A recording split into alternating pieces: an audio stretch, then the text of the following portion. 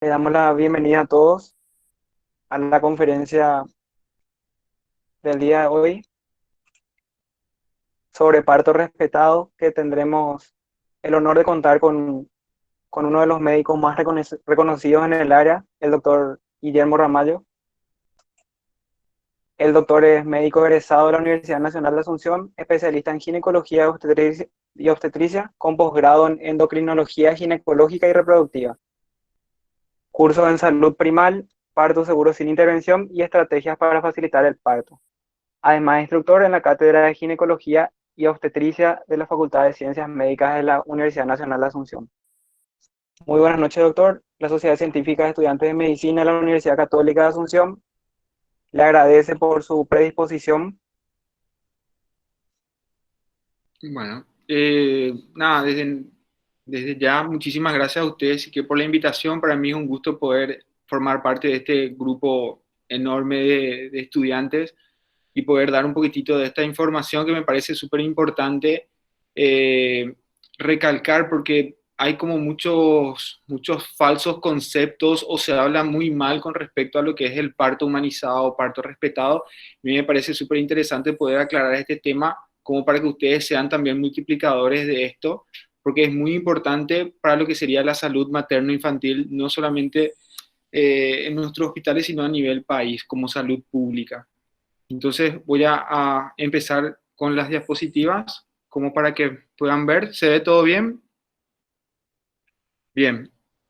Eh, Siempre pongo este primer slide que básicamente habla de que el nacimiento no es un acto, es un proceso, porque justamente lo es así. Muchas veces de repente vemos que el nacimiento es simplemente el hecho de que el bebé salga por la vagina y no es solo eso, es todo un proceso.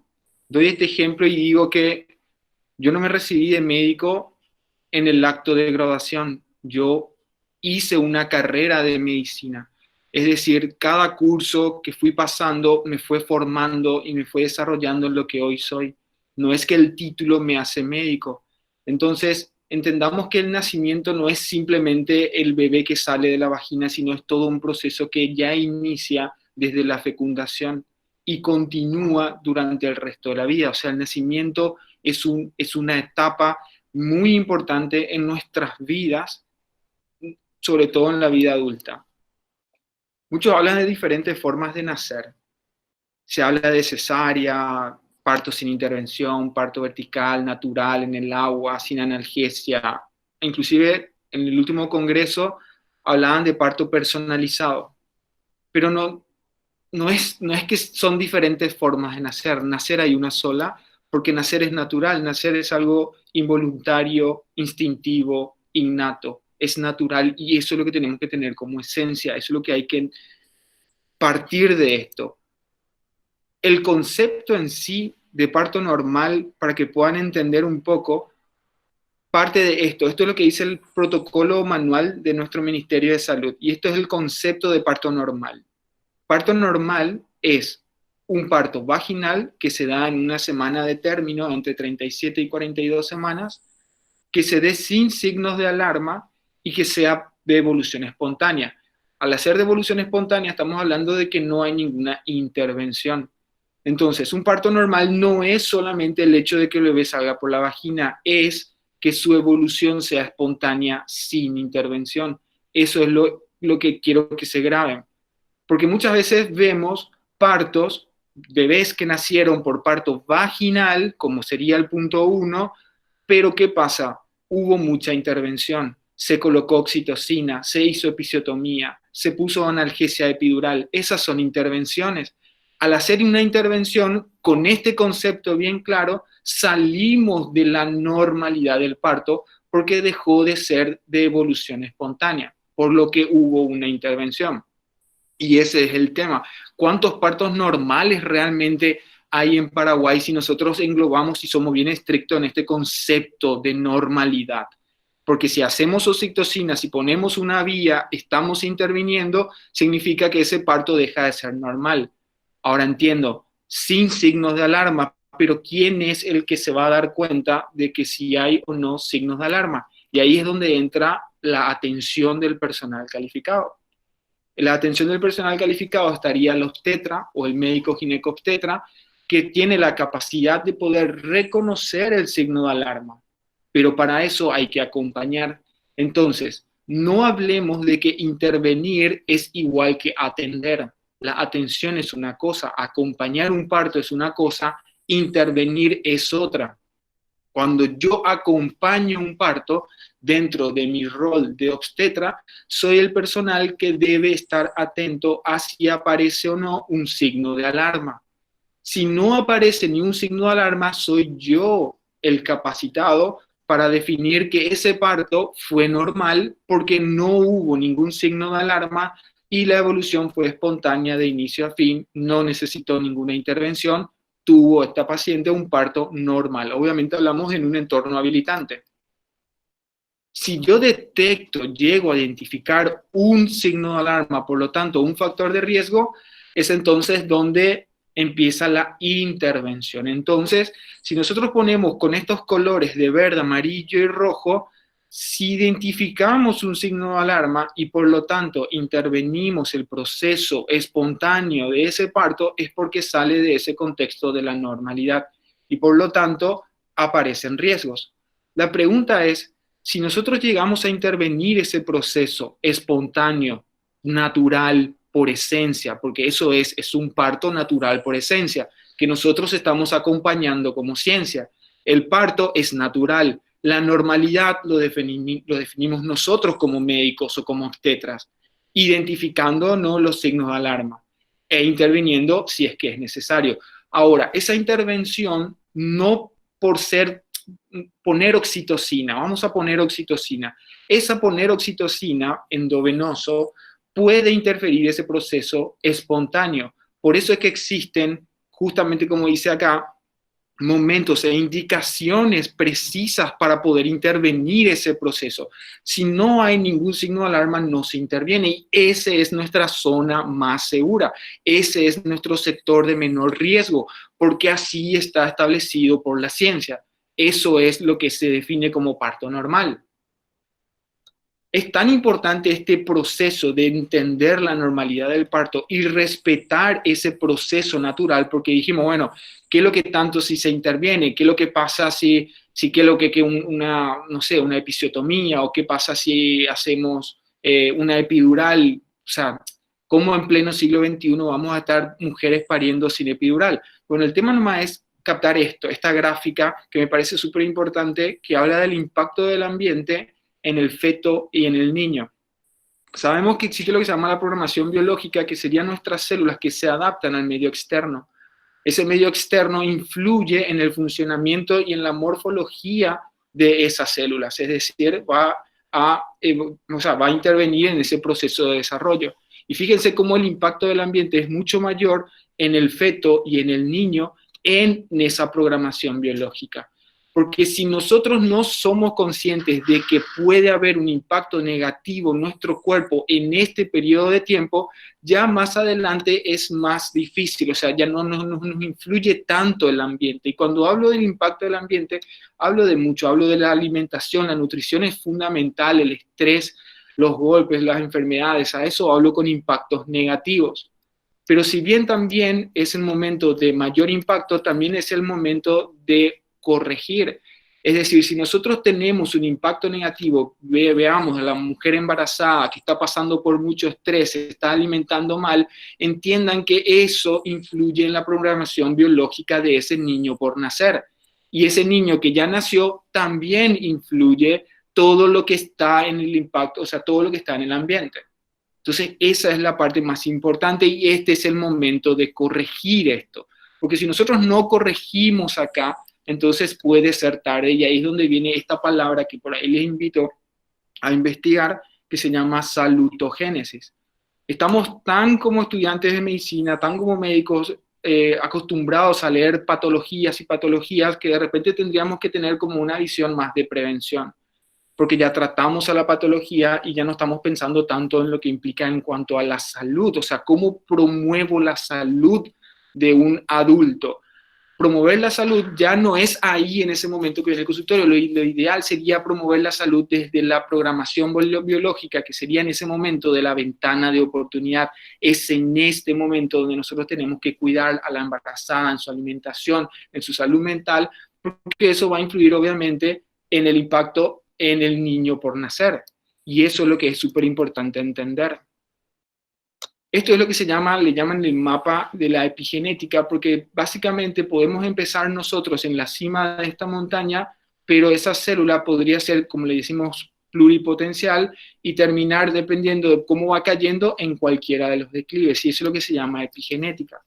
La epigenética es una información realmente muy importante a recalcar, porque habla de que si bien en los genes está la información, ¿sí?, prácticamente la genética representa el 2% de las enfermedades. O sea, es que yo podría decir que vos estás genéticamente destinado a tener una enfermedad.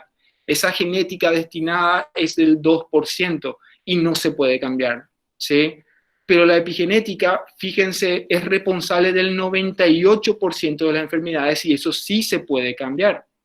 Es decir, dos gemelos idénticos, estamos hablando que dos gemelos son genéticamente idénticos, podrían tener en la vida adulta enfermedades adquiridas diferentes. Un gemelo idéntico podría ser diabético, obeso, y el otro podría ser súper sano, porque su estilo de vida fueron diferentes desde el momento del nacimiento en adelante. Y ahí es donde tienen que entender que el impacto del ambiente influye en la programación biológica y en la activación o inactivación de los promotores de los genes.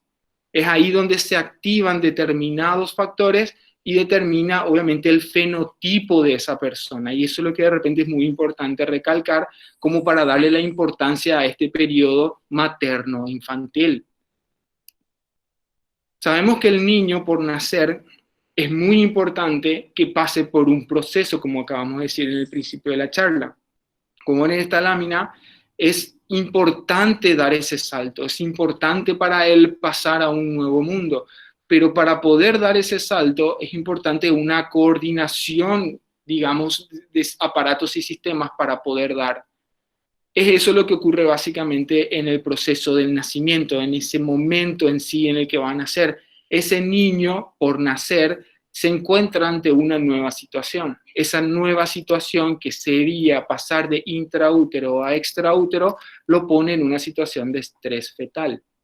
Ese estrés fetal para muchos podría ser como algo malo, pero en realidad cuando hablamos de estrés fetal hablamos de algo bueno. El estrés es bueno porque básicamente nos ayuda en momentos muy importantes de nuestra vida, como por ejemplo cuando estamos en una situación de peligro, nos ponen en un estado de defensa y nos protege.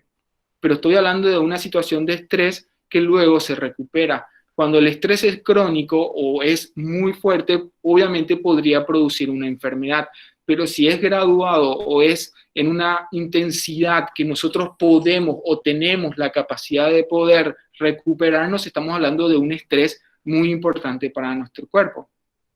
Este estrés fetal, que lo pongo así entre comillas, básicamente hace que en los alveolos de los pulmones del bebé se liberen el surfactante pulmonar, muy importante para la expansión en esa primera respiración en interfase aire. Entonces es súper importante que ese proceso, gracias al estrés fetal, se dé. No es lo mismo un niño que nace por cesárea programada sin haber pasado por este estrés fetal que un niño que ha pasado por este proceso de estrés fetal. Y cuando hablo de estrés fetal, hablo de liberación de hormonas como el cortisol y la adrenalina, y ya está muy demostrado que el aumento del cortisol madura los pulmones, y no solamente a eso, sino que también activa el sistema nervioso y produce conexiones inclusive neurológicas, lo cual genera una mayor, digamos, una mayor memoria, sobre todo para el niño, menos enfermedades, sobre todo neurológicas. Hablamos inclusive de trastornos en cuanto a hiperactividad o déficit de atención. Entonces, no solamente estamos hablando de una cuestión que no pasa, o sea, muchos dicen, ¿para qué vas a sufrir un parto?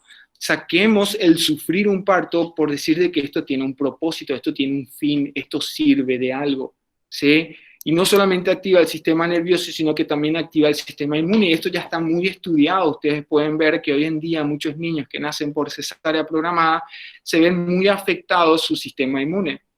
Alergias, enfermedades respiratorias. Eso por culpa de, como viene acá, ahora muy hablado del tema de la microbiota. No es lo mismo un niño que nace o se impregna de las bacterias de la vagina que un niño que nace y se impregna de las bacterias de la piel de la cesárea. No es lo mismo esa primera impresión bacteriana, por un lado el lactobacillus, que es la bacteria de la vagina, y por el otro lado el Staphylococcus aureus, que sería la bacteria de la piel, genera una microbiota diferente en el recién nacido y su sistema inmune se puede ver alterado y lo lleva a mayor predisposición de alergias. Y eso está demostrado científicamente. No solamente a eso, sino que también agudiza los sentidos del bebé y favorece la lactancia materna. La lactancia materna es súper importante para ese recién nacido porque es su primera alimentación y no solamente como alimentación, sino que también como nexo con la madre, lo cual genera una relación que le llamamos nosotros apego, que inclusive mejora o ayuda a mejorar la frecuencia respiratoria, mejora esa reducción en cuanto al momento del nacer por el estrés se consume mucho la glucosa, entonces trata de estabilizar los niveles de glucosa. Obviamente a través de la lactancia se pasan muchísimos anticuerpos, lo cual es súper importante para la primera etapa del bebé.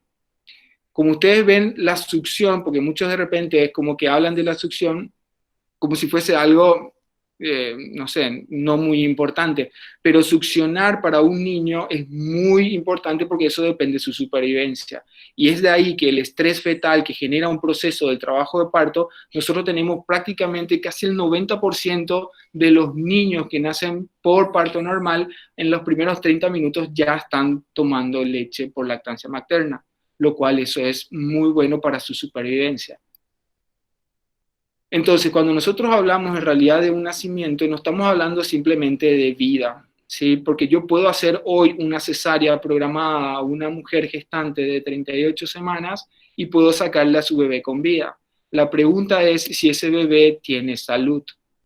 Porque ese sacar a un bebé de 38 semanas por una cesárea programada donde no hay ninguna indicación precisa, porque en realidad la cesárea fue hecha para salvar vidas, es cierto, pero si no hay una condición que ponga en riesgo su vida, lo único que genere es un impacto negativo para la salud de ese niño, porque evité todo ese estrés fetal, toda esa activación del sistema nervioso inmunológico, lo cual obviamente podría generar secuelas a largo plazo. Probablemente en este momento no me voy a dar cuenta, pero sí a largo plazo. El único punto que podría darme cuenta, y ustedes pueden ver en los hospitales, es el tema de la lactancia. Un niño que nace por cesárea programada es mucho más difícil la lactancia que un niño que nace por parto normal. Y a largo plazo es donde van a empezar justamente las enfermedades si es que nosotros no somos conscientes y no cambiamos esto en este momento. No digo que la cesárea sea mala, estoy diciendo que la cesárea es muy buena porque salva vidas, pero no es saludable, por lo tanto no podemos ponerlo en el mismo lugar, ¿sí? Decía Albert Einstein en una frase que me recuerda muchísimo, de que justamente el regalo de Dios sería la naturaleza, ¿sí? Y básicamente nuestra razón, o sea, nuestros conocimientos son un fiel sirviente de este regalo de la naturaleza. Pero estamos ahora mismo en una sociedad donde le hacemos más honores al conocimiento y dejamos de lado a la naturaleza, y es ahí donde estamos perdiendo la esencia y nos estamos enfermando. Toda esta situación de estrés, finalmente fetal, es lo que se habla que genera el trabajo de parto. Ese niño por nacer está estresado, libera la hormona del cortisol, lo cual genera una cascada hormonal que finalmente produce las contracciones uterinas. Eso comprime el cuello del útero y a través de un reflejo que le llaman reflejo de Ferguson, llega al eje hipotálamo-hipófisis, haciendo que la mamá libere una hormona que ya ustedes seguramente conocen, que es la oxitocina endógena. Esta oxitocina genera más contracciones uterinas, lo cual hace en sí como un circuito cerrado que va produciendo el trabajo de parto en sí. Ya el bebé estresado y la mamá liberando oxitocina generan en sí el trabajo de parto. Pero justo esta hormona, y no es coincidencia, está relacionada con el amor. Esta hormona, que si nosotros conocemos con oxitocina, nosotros no solamente lo liberamos en el momento del parto, sino que todos lo liberamos en diferentes etapas de nuestra vida, sobre todo cuando estamos enamorados, como ven ahí, cuando se entrega una flor a una persona a quien queremos. También lo liberamos oxitocina cuando estamos en una situación de confianza. Cuando queremos hacer algo y sentimos confianza, liberamos oxitocina, esa sensación que nos genera. Esa sensación que ustedes sienten, esa es oxitocina. Cuando tienen coraje para enfrentar miedos, esa sensación es oxitocina. Cuando están tranquilos, cuando están calmados, liberan oxitocina. Y cuando están en una relación de pareja, cuando están vinculados ya sea con una persona o con otro ser vivo, un animal, un perro, un gato, eso que se siente tan bien es oxitocina. Y esa oxitocina nace, no se inyecta. Esa oxitocina no genera, esa oxitocina que nos ponemos por vía endovenosa, no genera esto. Esto es innato, esto nos nace a nosotros. No podemos nosotros inyectarnos amor, no podemos inyectarnos confianza, ni tampoco podemos inyectarnos vínculo. Esto tiene que nacer y eso es de nuestro sistema nervioso. Y ahí está el nombre de la oxitocina. Y no puede ser justo Ñandeyara haya puesto a esta hormona como responsable del parto. Ustedes se imaginan a una mujer pariendo, si por ahí ven en una sala de parto, una mujer está con todos estos valores, con amor, con vínculo, con confianza, es muy difícil. Prácticamente nosotros como seres humanos, con nuestra razón y nuestros pensamientos, con tantas cosas en la cabeza, a veces no tenemos tanta confianza, tenemos miedo, no estamos tranquilos, hay mucha ansiedad y eso obviamente nos activa otro sistema que no es la de la oxitocina, es un sistema que va por otro lado, que es justamente del estrés. Nosotros necesitamos oxitocina en el parto, pero la oxitocina buena, la oxitocina de la madre, la oxitocina que nace de ella, no la oxitocina que ponemos, porque esa es la oxitocina que necesitamos para poder generar este equilibrio tan perfecto que es entre estrés fetal y amor de la madre. Es así como funciona el trabajo de parto. El niño ante una nueva situación, liberando cortisol, activando sus sistemas, la madre en un estado de calma, en un lugar tranquilo, entra en trabajo de parto y tiene su bebé. Esa es la idea, esta es la esencia. Tendríamos nosotros que tratar en lo posible de explicar esto. Porque esa oxitocina, esta oxitocina y ese estrés fetal es lo que finalmente genera el motor del trabajo de parto. Y cuando hablamos de las contracciones uterinas, que es nuestro motor, que nosotros conocemos como el fenómeno activo del trabajo de parto, todo el resto ya es una consecuencia de este fenómeno activo, lo cual lo llamamos fenómenos pasivos. El fenómeno activo, que es la contracción uterina y motor del trabajo de parto, no es cualquier contracción, es una contracción que inicia en uno de los cuernos de las trompas y como ven se va haciendo mucho más, se va diseminando en todo el cuerpo uterino para después disolverse en forma homogénea. Pero lo más llamativo que pueden ver en esta gráfica es que la contracción en el fondo uterino inicia tempranamente, a diferencia en la parte inferior del útero, que sería en la parte del segmento o cercano al cuello del útero, donde inicia un poco más tarde. Y no solamente el inicio es diferente en diferentes partes del útero, sino que la intensidad de la contracción es mucho mayor en el fondo del útero que en la parte baja. Y esto es lo que se conoce como el triple gradiente descendiente, lo cual explica que esa contracción es súper coordinada para empujar al bebé desde dentro del útero hacia la vagina, o sea, hacia el canal de parto. Y esto obviamente es una coordinación, hasta podríamos decirlo que es como una contracción tan coordinada como lo es el corazón.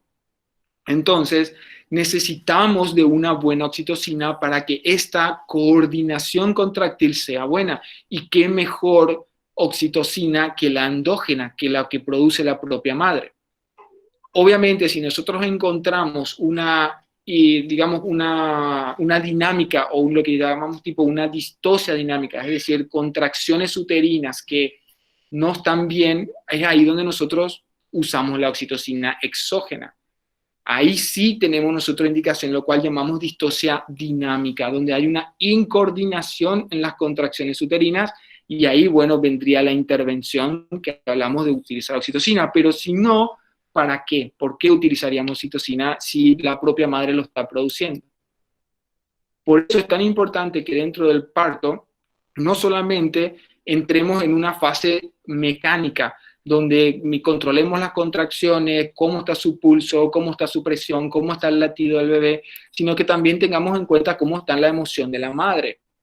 Es importante porque entiendan que ella es la que está produciendo esta hormona, ella es la que está produciendo oxitocina, ella es la protagonista de este parto y por lo tanto yo necesito que ella esté emocionalmente bien, porque solo de esa forma ella va a liberar esta hormona que es la hormona que va a generar las contracciones.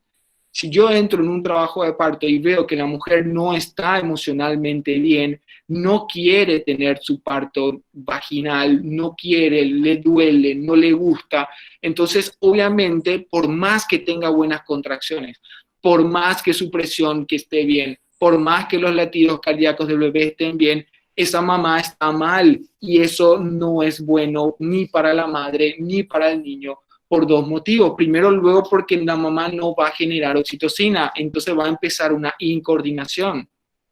¿Qué pasa? Si nosotros no entendemos esta esencia, ¿qué hace el médico?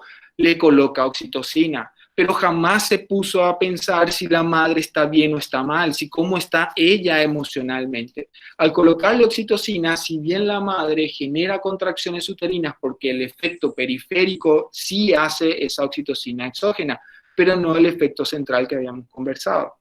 Entonces va a tener contracciones, pero ¿qué pasa? La mamá no está en calma, no está tranquila, entonces obviamente eso va a generar muchísimo más dolor. Un ejemplo que se da muchísimo para que me puedan entender un poco aquí lo que estoy diciendo, un ejemplo claro es el tema de tener relaciones sexuales. Al tener relaciones sexuales, uno libera esta hormona que se llama oxitocina, que es lo que finalmente llega a un pico alto que genera el orgasmo, ¿sí? Esta oxitocina es muy buena para la relación sexual, porque genera todos esos valores que vimos, confianza, vínculo, calma, ¿sí? Entonces, no solamente esta oxitocina se libera en ese proceso, sino también se liberan endorfinas, dopaminas, que generan lo que digamos esta adicción al sexo o adicción a tener relaciones, lo cual hace, obviamente, bueno para nuestra supervivencia, porque nos tiene que gustar. Y no solamente eso, sino que alivia el dolor de tener relaciones sexuales. Y con eso yo podría decir que tener relaciones sexuales entonces duele. Sí, tener relaciones sexuales duele, así como duele tener un parto, pero duele cuando vos no querés. Si vos no querés tener relaciones sexuales, obviamente eso genera un trauma. No vas a poder, no van a poder tener, no se puede, no van a poder introducir nada en la vagina, no es lo mismo. Muchas mujeres se van a hacer estudios de Papa Nicolau y cuando le introducen el espéculo les duele. ¿Pero por qué les duele? Y porque obviamente no están en una situación de liberar oxitocina, están con miedo, están con ansiedad, entonces no es lo mismo. Entonces entiendan que la emoción de la mujer tiene mucho que ver con lo que pasa en la parte genital. Por eso es tan importante que en el proceso del parto la mujer esté emocionalmente bien, porque ella misma va a liberar esas hormonas que no solamente van a generar las contracciones uterinas, sino que también van a producir un alivio al dolor. Pero nuestra mente no es como la de los animales, porque los animales parece como que la tienen bien clara. Ellos viven el presente, el mindfulness, como famoso siempre se dice. Pero nuestra mente está tan distorsionada por tantas cosas que básicamente no nos podemos concentrar en lo que tenemos que concentrarnos. Por eso es que es súper difícil el parto normal. Y yo creo que Ñan de Yara lo habrá dicho en la Biblia, que vas a parir con dolor desde el momento que nosotros mordimos la manzana. ¿Por qué? Porque a través de eso nosotros prácticamente como que si bien quisimos adquirir conocimiento, nos alejamos de nuestra naturaleza, de nuestra esencia. Imagínense a este perro que va a tener un parto, entra debajo de la cama para tener su bebé, tranquilo, sin drama, pero sin embargo yo como persona consciente y entendiendo los riesgos de lo que implica un parto debajo de la cama, entonces yo le alzo a ese perro encima de la cama, porque es la única forma que yo pueda observar el proceso del parto y estar mucho más atento. Este perro no quiere tener el parto encima, quiere tener abajo de la cama, entonces el perro empieza a estresarse. El perro no entiende que en realidad yo le quiero ayudar y lo que yo hago, porque él no entiende, entonces le ato en la cama arriba, le ato y le reto que si no colabora le va a ir mal. Entonces ese perro no puede, le tengo que poner oxitocina, me tengo que subir encima, le tengo que cortar abajo y finalmente los perritos salen todos muy estresados, hasta inclusive con problemas respiratorios. Y lo peor de todo es que la culpa no lo siente el médico, sino que la culpa es la madre que no colaboró, cuando en realidad no se entendió absolutamente nada de la esencia natural del parto. Tendríamos que nosotros, que atendemos el parto, agacharnos debajo y poder ver el parto desde su lugar, acompañar, pero no perder la esencia. Porque este momento es muy vulnerable para las mujeres. Entiendan que a la mujer que está embarazada tiene muchísimos miedos. No le podemos nosotros estar hablando de cosas, de tu bebé es grande, le va a pasar algo malo, porque ella está muy ansiosa, tiene mucho miedo. Entonces, entendamos que este es un momento demasiado vulnerable y cuidemos lo que decimos. Parir acá hoy en día parece como una resiliencia, hablamos de riesgos, todo es todo malo, peligro, estás loca, ¿cómo vas a hacer eso? Eso es lo peor, hacerte nomás una cesárea. Esto sería prácticamente hoy la loca, esta planta verde en medio de un desierto, podríamos decir nosotros, pero vos estás loca, mira lo que hiciste, cuando en realidad es lo más saludable. Es lo más saludable cuando se le prepara a la mujer y la mujer es consciente y voluntaria. No estoy hablando de obligarle a una mujer a tener un parto. Y la gente de repente dice que un parto no intervenido, y así es como se burlan, diciendo, este es nuestro experto internacional en parto no intervenido, y piensan que el médico está totalmente en otro lado. No, la no intervención no significa que yo no esté atento, porque justamente lo que esto trata de hacer es separar lo natural de la ciencia, cuando en realidad deberían ir juntos. No es separar, es respetar la esencia del parto, acompañado por los protocolos y normas de la ciencia, pero no intervenir si no es necesario. Si bien muchos hablan de retroceder en el tiempo y vamos a retroceder en el tiempo, no se trata de retroceder en el tiempo, es que en el tiempo se mantenga la esencia, por más que acá a 1000 años más en el futuro, lo natural siempre va a ser lo natural, la esencia es la esencia. La ciencia es lo que cambia, pero está bien, pero no podemos nosotros como ciencia cambiar nuestra esencia. Eso es lo que quiero que entiendan. Hay que entender esa base natural. Entonces acá esta mujer está pariendo en una silla de parto dentro de un entorno habilitante, lo cual es súper bueno porque la ciencia acompañó y lo hace mucho más seguro. No es esto. Esto no es natural, esto es totalmente lo contrario. Esta mujer probablemente que está tapada su cara acá, me imagino cómo está literalmente sufriendo. No necesita de que nadie se suba encima.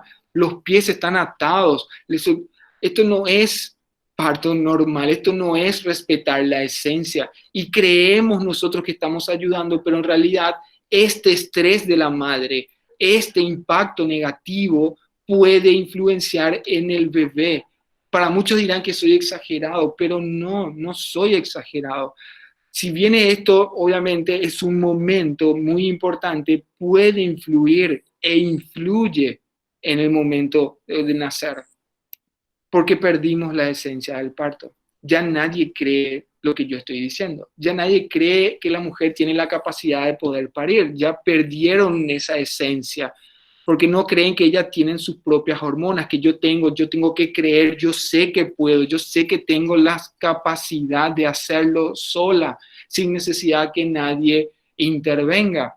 Pero no estoy diciendo que no esté alguien acompañando, lo que estoy diciendo es que hay que incentivar a la mujer que ella puede, porque todo está en ella.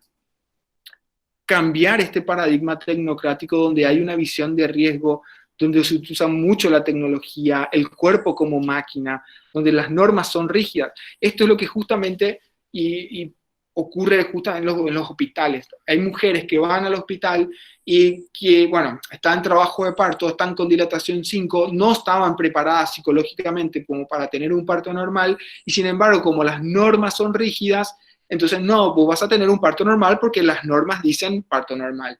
La mujer no quiere. Y eso es lo que vemos, y eso es tan feo ver aún en las salas de parto, mujeres que no están preparadas y se le obligan, y pasa esa imagen que hablamos, se le sube encima. Eso no es bueno. Eso estamos hablando de estrés de la madre. Ustedes no saben lo que implica para esa mujer el estrés postraumático o la depresión postparto por haber pasado tan mala experiencia, y eso ni qué hablar de lo que podría generar como secuela en ese recién nacido a corto y a largo plazo. Cuando cambiar el paradigma tecnocrático es dejar de ser rígidos en la norma y pasar a este paradigma humanitario donde va centrado en la fisiología, va centrado en la mujer, con un empoderamiento a la mujer.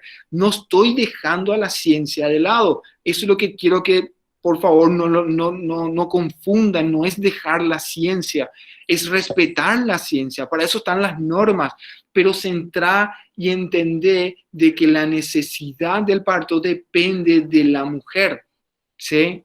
Esa es la visión que tenemos que entender. En Paraguay, aproximadamente en general, hay 50-50% entre parto normal y cesárea. Cuando la Organización Mundial de la Salud dice que cifras por encima del 10 al 15% de cesáreas ya prácticamente no salvan vidas. Es un porcentaje que ya no está salvando vidas, que es la esencia de la cesárea. Si yo estoy haciendo 50% de cesáreas, es porque algo no está bien. Estamos generando daño en la madre, daños en el recién nacido, y eso es lo que hay que entender. Y esto estamos hablando en general, en instituciones privadas y ciertos hospitales también públicos, llegan inclusive a 95% de cesárea. Entiendan que la cesárea es un impacto negativo, genera una enfermedad, o sea, genera una morbilidad en la mujer y genera una morbilidad en el niño. No lo hagamos como una cuestión de que es igual, no, la cesárea es necesaria para salvar vidas y cuando hay indicaciones, pero no pretendemos que es salud, no es saludable. El parto normal es saludable y salutogénico, genera salud, y eso es lo que quiero que recalquen. Y a pesar de todo, el Ministerio de Salud, a través del Manual de Normas 2019-2023, habla de fortalecer la atención humanizada del parto con enfoque de derechos.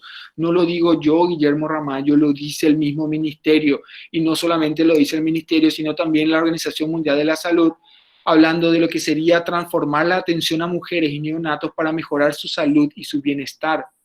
¿Sí? Su salud y su bienestar a través de lo que ellos llaman como experiencia positiva del parto. Experiencia positiva del parto sería, bueno, una mujer tiene un parto y yo voy luego y le pregunto, ¿qué tal te fue el parto? ¿Fue bueno? ¿Te explicaron todo? ¿Te sentiste acompañada? ¿Te sentiste bien? ¿Se intervino? ¿No se intervino? ¿Estás contenta? Eso hablamos de experiencia, porque eso tiene que ver con su salud. Les pregunto, si se van a un hospital y empiezan a preguntar a todas las mujeres y qué tal su experiencia de parto, probablemente un alto porcentaje le va a decir que fue un trauma y que nunca más lo volverían a hacer. Y yo les puedo decir que eso se puede cambiar si es que uno prepara a la mujer para el trabajo de parto. La American College habla de approach de limitar las intervenciones durante the labor and the birth, que es súper importante. Limitar intervenciones para tratar de justamente respetar este proceso natural. Lo mismo ahora la Cochrane. La Cochrane también habla de disminuir las intervenciones, o sea, tratar de hacer, reducir las cesáreas a través de intervenciones no clínicas. Y eso es lo que es súper importante entender, que no solamente lo estamos diciendo yo, sino que es algo internacional. Entonces, ¿cómo yo puedo combatir este miedo al parto? Porque todos tenemos miedo al parto, lo vemos como una amenaza, como una tortura, es lo peor que me puede pasar. Combatamos con la oxitocina, pero esta oxitocina entiendan que es una oxitocina que no se inyecta, es una oxitocina que nace.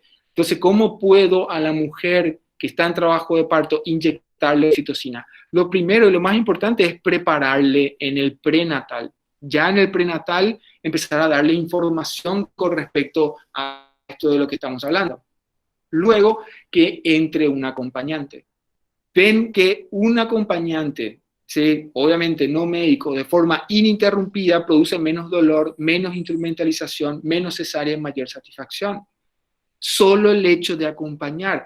Por eso es que hoy en este tema del COVID, de repente cuando dicen no, que no entre el acompañante, yo veo que no se está entendiendo muy bien la esencia del acompañante.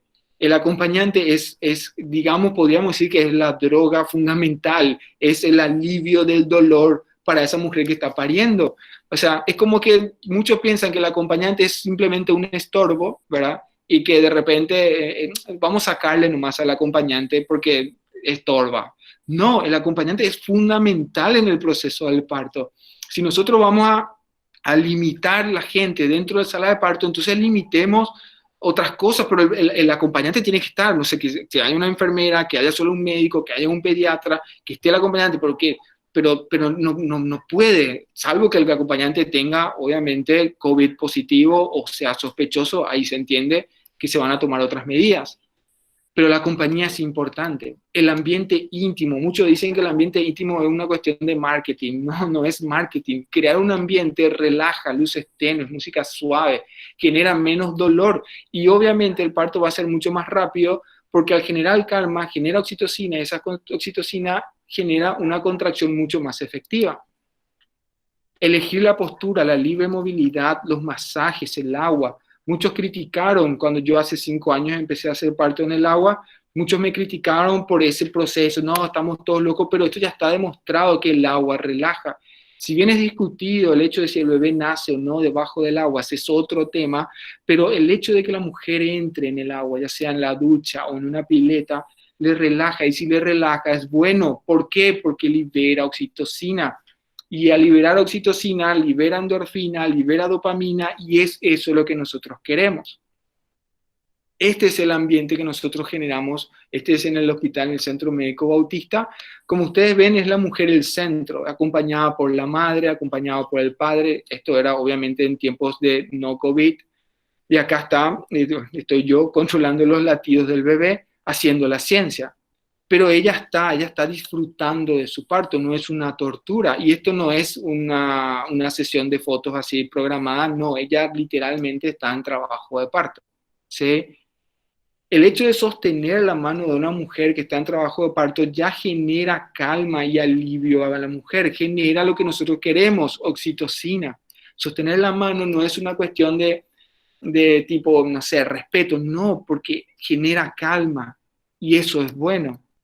Acá está la pileta que nosotros justamente tenemos en el Bautista, ahí está la mamá, el papá. Es impresionante cómo todas las mujeres, y yo les digo, hasta ahora el 100% de las mujeres que han probado el agua en la pileta, todas salen con una experiencia positiva y lo dicen abiertamente, fue lo mejor que me pasó en el parto, entrar en esa agua tibia, me relajó tanto, mejoró tanto las contracciones, hasta inclusive fue de evolución más rápida, porque entienden que ahí está la esencia.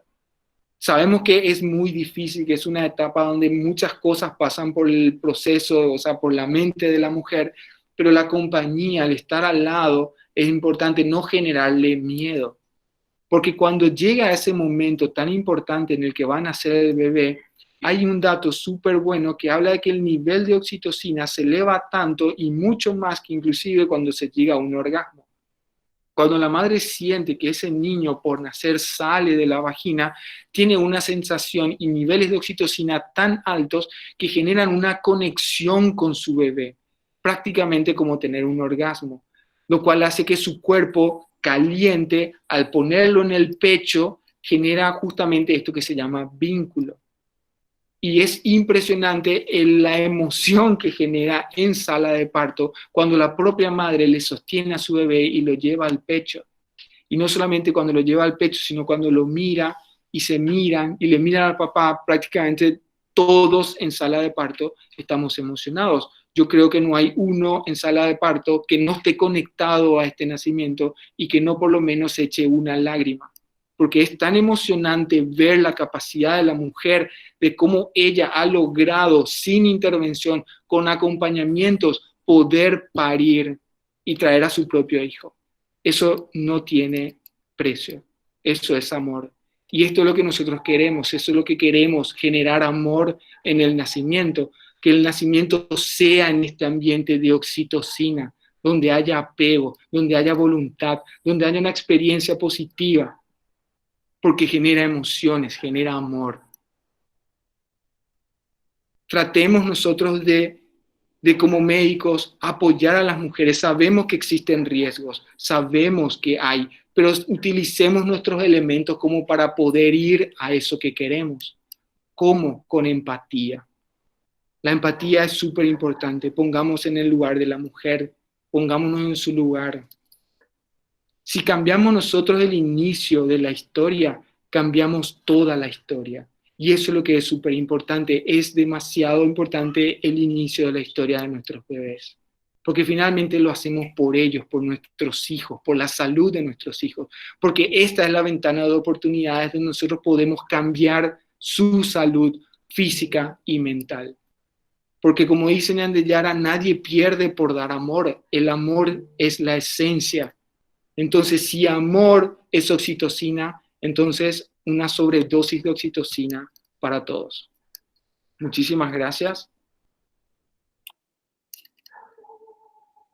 Y esa es la presentación. Felicitamos y agradecemos al doctor Daniel Ramallo por su excelente presentación, por su tiempo y predisposición, y a continuación habilitamos 5 minutos de tiempo para realizar consultas sobre el tema por el chat. Doctor, puede encontrar el chat en la esquina superior derecha. Ok. Bueno, gracias y que a todos veo más. Muchas gracias, gracias. Gracias, de verdad.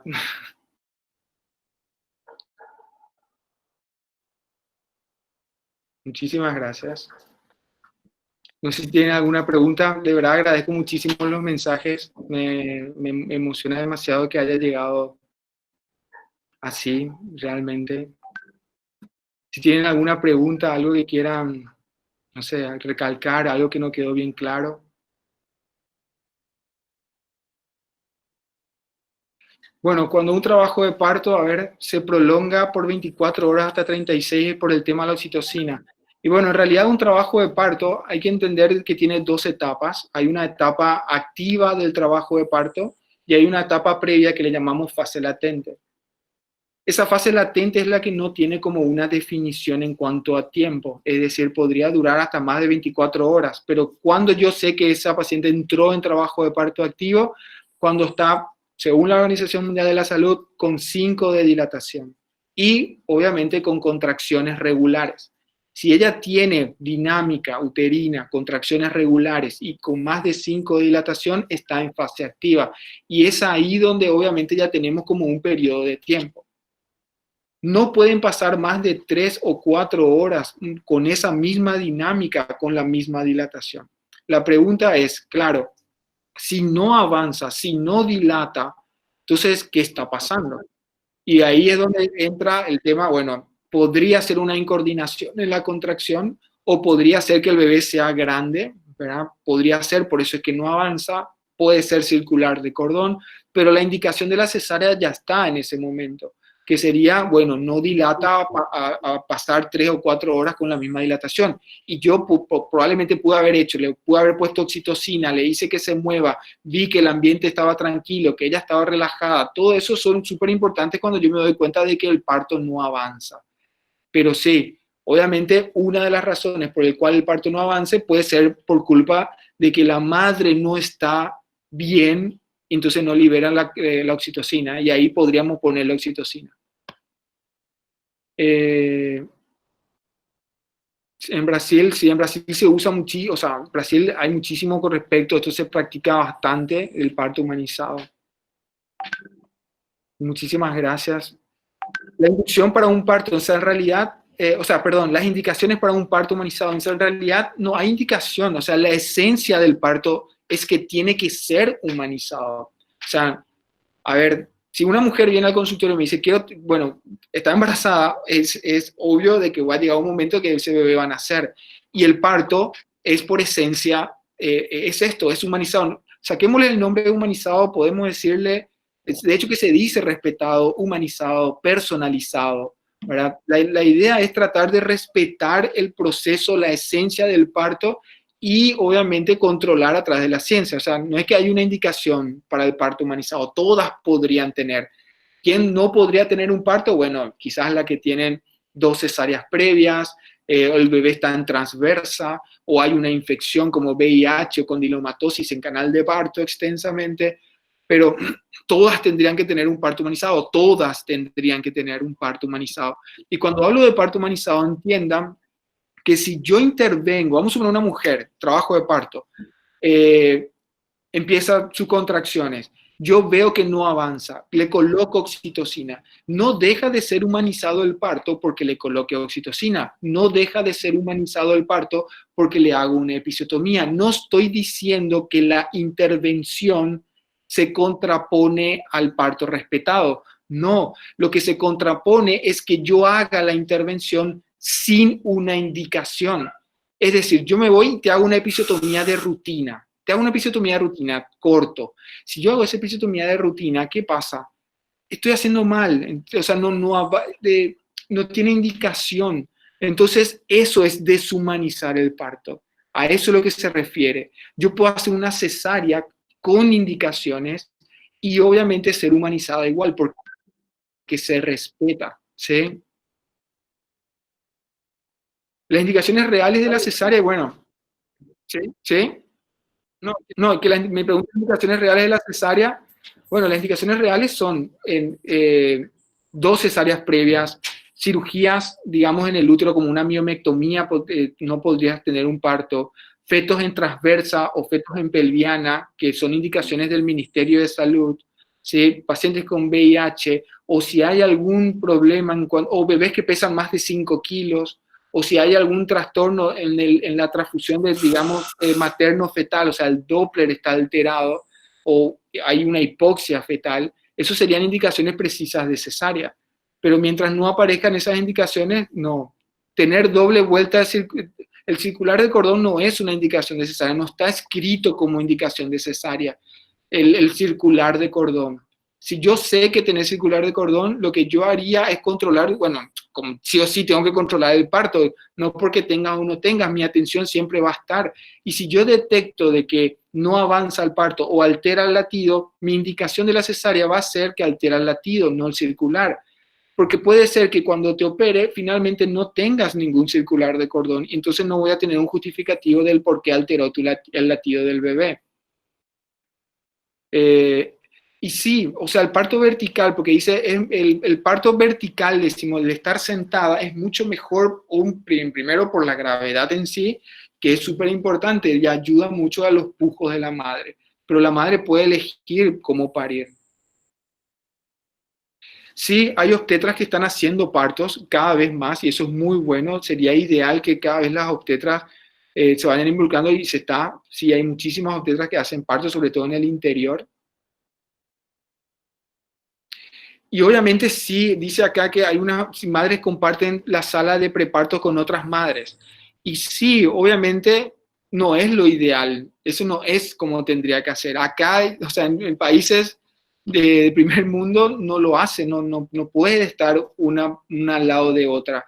¿Por qué? Primero porque por el acompañante mismo. Nosotros acá hacemos eso por una cuestión de infraestructura, pero es algo que hay que cambiar. La mujer no puede estar al lado de otra. Y claro que va a interferir porque a lo mejor a la otra le duele más, a ella le duele menos y va a influenciar en los miedos, salvo que entre las dos se apoyen, ¿verdad? Doctor, me gustaría saber cuándo hay dilatación y contracciones, pero el bebé es chico y no tiene fuerza para salir. Bueno, lo que pasa es que si hay contracciones y hay dilatación, o sea, hay veces que por más que el bebé sea chico, es una cuestión que no se da, es tipo de diámetro, a veces no encajó bien, o las contracciones, porque entienda que vos podés tener una contracción uterina, pero a lo mejor no es coordinada esa contracción y finalmente no avanza. Si el útero se contrae todo al mismo tiempo, entonces no hay un avance de ese triple gradiente descendiente y ahí es donde hay una incoordinación. Muchísimas gracias a todos por todos los mensajes. Aquí en Paraguay, los hospitales públicos, la utilización de oxitocina es como darle agua a las mujeres, casi todas. Y eso está súper mal. Por eso, hay tanta gente que habla del tema, tuvo un parto normal y le pusieron oxitocina. La pregunta es ¿por qué? O sea, ¿por qué ponen oxitocina si no hace falta? Y hay que cambiarse, hay que cambiar mucho en el prenatal. Hay que empezar a cambiar a las mujeres en el prenatal para que lleguen a la sala de partos ya mucho más preparadas. Obviamente, hasta mellizos se puede tener, o sea, 2 mellizos o gemelos se puede tener un parto normal, ¿sí? Se puede, un parto normal con el concepto que hablamos, pero trillizos ya no se puede. Pero siempre que los 2 bebés estén con encefálica. La oxitocina del epicio, re de rutina en todas las embarazadas, y sí, es re de rutina, y eso es lo malo. Es tan feo, en serio, que eso siga siendo de rutina. El mismo manual de norma del ministerio lo dice, pero a lo mejor ustedes como estudiantes, y ojalá ustedes cuando entren en una sala de parto y vean a una mujer que le están haciendo de rutina, puedan expresar realmente que eso se está haciendo mal, ¿verdad? Porque eso es algo que hay que cambiar. Y bueno, ¿y qué cambios? Para cambiar, yo creo, para que los partos sean así respetados, obviamente primero tenemos que cambiar nuestra mentalidad como médicos y hacer que entender, o sea, tener un poco más de empatía con la mujer y cambiar en el prenatal. Es lo que yo justamente a la directora, una de las directoras del ministerio le dije, ¿qué hacemos con las mujeres que no quieren tener parto, que llegan a la urgencia y que quieren tener cesárea? Y bueno, no es culpa del médico que le recibe en la guardia, es culpa del control prenatal que no se le preparó y se haga cesárea. ¿Cuántos problemas vemos nosotros con el tema de me obligaron y no, todo es negligencia médica porque se le obligó, ella no tenía que tener normal y se le obligó? A eso es lo que voy, o sea, no obliguemos al parto. O sea, si no quiere, no quiere, preparémosle de otra forma, o sea, intervengamos de otra forma. Y eso, para mí que el prenatal, la clave está en el prenatal y cambiar quizá un poco las infraestructuras. Falta de progreso del parto sería que pasado, por ejemplo, en fase de dilatación, cuando la paciente está en trabajo de parto, ya está con 5 de dilatación y pasa 3 o 4 horas y no avanza su dilatación, se quedó en 5 de dilatación, entonces eso es no progresa el parto. O si llegaste a dilatación completa, ya está todo dilatado el cuello y empieza el descenso por el canal de parto y pasa más de 2 horas y no desciende, esto también se llama, o se dice descenso detenido del trabajo de parto. Y eso, creo que me parece respondí todas las preguntas. Veo que hay muchos agradecimientos y de verdad, gracias a ustedes. Compartimos, doctor, el agradecimiento especial a usted. Corrijo ahora, doctor Guillermo Ramallo. Sí. Crea un poco de confusión porque justamente el doctor Sí. Daniel Ramallo, que es nuestro docente de ginecología, nos está acompañando también en la charla de oyentes. Sí, está de... Entonces. Vamos a ver si nos sigue acompañando y nos saluda o si ya nos despedimos. Bueno, muchísimas gracias, doctor Guillermo, y realmente emocionante la ponencia del día de hoy, así como todos los comentarios expresan. Dale, esperamos contar nuevamente con ustedes a futuro. Con mucho gusto. Gracias, muchísimas gracias.